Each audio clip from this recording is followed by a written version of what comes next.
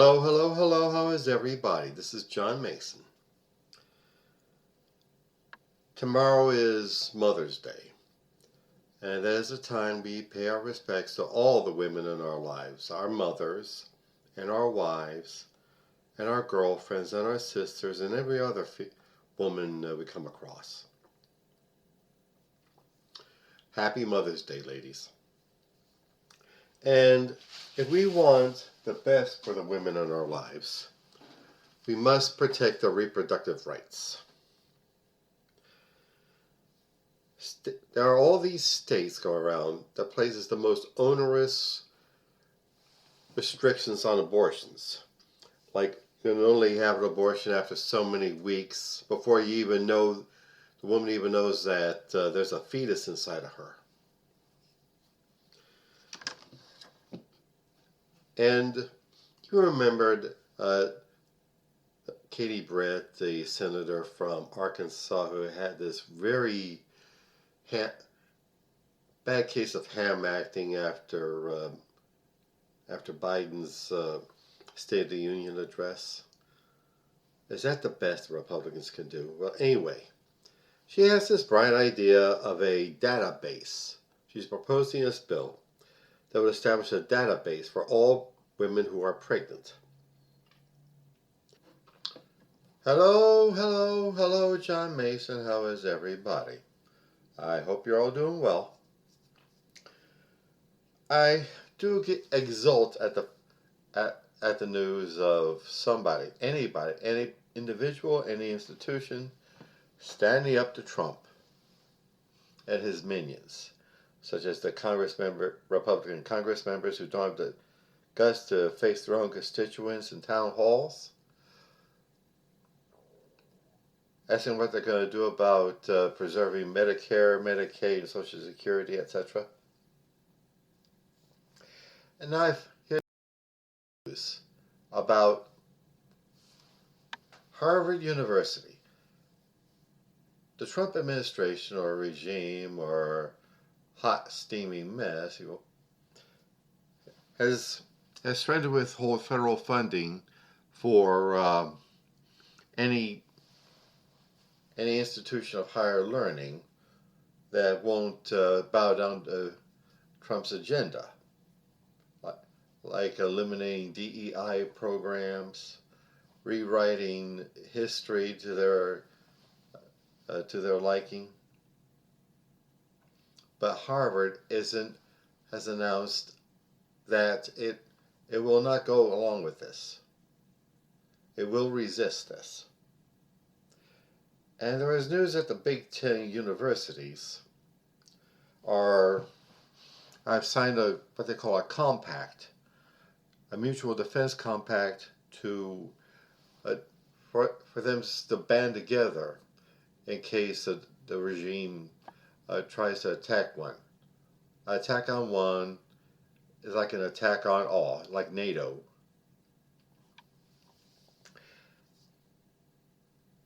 And I'm so happy about that. I'm glad at all the resistance. And if you take your part in the resistance, tomorrow, April 19th, is the there will be a series of rallies and demonstrations, just like the April 5th hands-off rallies, standing up to the regime. In Philadelphia, it's going to take place tomorrow at noon, starting at noon, at Independence Mall, in front of Independence Hall on Market Street, near the Liberty Bell. It's interesting, April 19th. April 19th has been designated as the start of the American Revolution, where the Minutemen at Lexington and Concord formed their own and stood up to the King's troops. They fired on the King's soldiers. Therefore, it got serious. And then it's also the date when, in 1875, General Robert E. Lee of the Confederate States of America surrendered to General Ulysses S. Grant of the United States of America, officially ending the Civil War, ergo destroying the Confederacy, which was a regime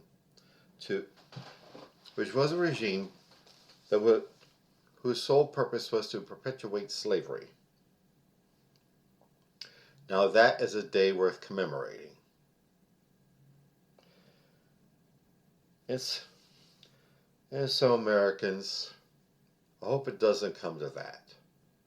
Our mass demonstrations on the streets and in the town halls and in senators' offices, that is how we're going to work it.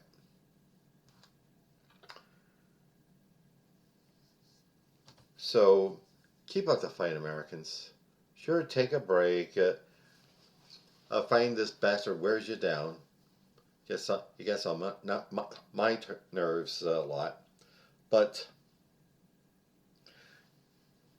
rest up and get back in the fight. Keep fighting. Keep coming to demonstrations. Keep coming to rallies. Keep coming to the town halls. Let your voice be heard. And remember, you are not alone. And speaking of rallies, Thursday, May 1st is May Day, once stigmatized as a commie holiday, but is recognized now as the International Workers' Day. And I have been part of campaigns to recognize and educate people about May Day, the real American origins of May Day, with working alongside of Jim Moran of blessed memory. So, please educate yourselves about the origins of May Day. Please take part in the fight. Thanks. Okay, then I'm all talked out. Now advertisements, yay! All this work I do, this podcast and the blog and the poetry and the YouTube channel and the fiction, are all work. And so I'm asking for help here. It takes money to go on these platforms and get my word out. I have to pay money to get on these platforms, so I am asking for your help. Please get on my website, johnomason.com, and click either the PayPal button or the Buy Me a Coffee button and see what you can donate. I appreciate it, really do. And also, my novel, Soldier of the Cross, is available on Amazon.com. It's the story of David Lucas, who is a young man in the early 60s, is a drunk and a horde chaser and a school bully, gets thrown in the stockade, comes out of the army a born-again fanatical Christian, just wanting to be a manly man for Jesus, but how he goes about it leads him into disaster. Do please look him up. Look it up. Soldier of the Cross on Amazon.com. And also, Hemperific is a lovely little CBD product store located on Snyder Avenue near 15th Street in South Philadelphia. There you'll find some of the finest cannabis-infused products. Gummies and candies and teas and drinks and flour and hand sanitizer and lip balm and dog treats. Dog treats, yeah. Please look them up. Hemperific LLC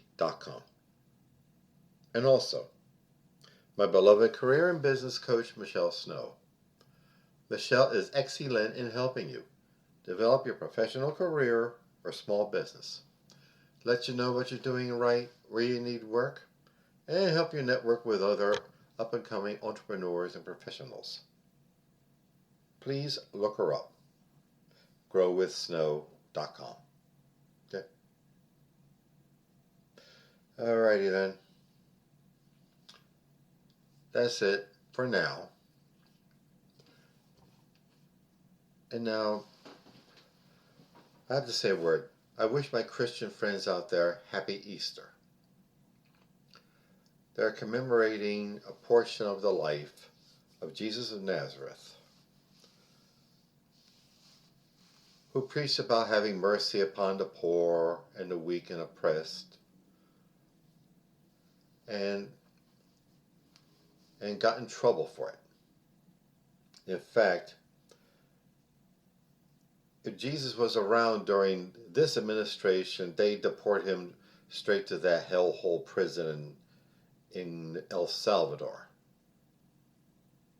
Keep that in mind. Okay.